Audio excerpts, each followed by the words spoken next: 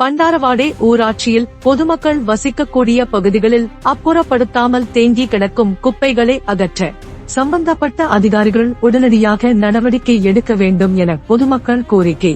தஞ்சாவூர் மாவட்டம் பாபநாசம் ஒன்றியம் பண்டாரவாடை மற்றும் சூபி நகர் சுற்றியுள்ள பகுதிகளில் சுமார் 10,000க்கும் மேற்பட்ட பொதுமக்கள் வசித்து வருகின்றனர். இந்த நிலையில் சூபி நகர் சுற்றியுள்ள குடியிருப்பு பகுதிகளில் பொதுமக்களுக்கு இடையூறு ஏற்படுத்தும் வகையில் கொட்டி செல்லும் குப்பைகள் குப்பை கிடங்குகளைப் போல் காட்சி அளிப்பதாகவும், மேலும் அடையாளம் தெரியாதவர்கள் வெளியூர்களில் இருந்து நாய்களை கொண்டு வந்து பண்டாரவாடை ஊராட்சி பகுதியில் விட்டு செல்வதால் மாணவ மாணவிகள் பள்ளிகளுக்கு அச்சத்துடனே செல்ல வேண்டிய சூழ்நிலை இருந்து வருவதாகவும், ஆங்காங்கே வீதிகள் முழுவதும் காணப்படும் குப்பைகளை நாய்கள் கிளறி கொசுக்கள் உற்பத்தியாகி துர்நாற்றம் வீசி தொற்று நோய் பரவும் அபாயம் உள்ளதாகவும் சம்பந்தப்பட்ட அதிகாரிகளிடம் பலமுறை புகார் தெரிவித்தும் நடவடிக்கை எடுக்கவில்லை என வேதனையுடன் தெரிவிக்கும் பொதுமக்கள்.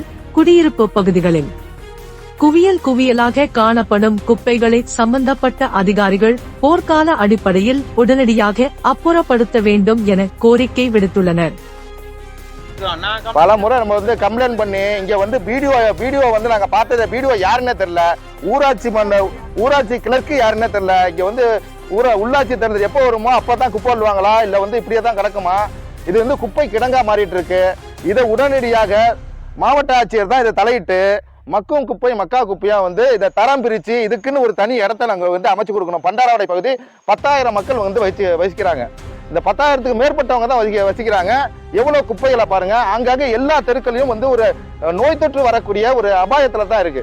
அவ்வளவு குப்பைகள், ஒரே கழிவுகள். இங்க பாருங்க, அந்த கழிவுகள்லாம் நடக்க முடியல, துர்நாற்றம் வீசுது. இந்த துர்நாற்றத்துல எப்படி வந்து பள்ளி பிள்ளைகள்லாம் செல்வாங்க?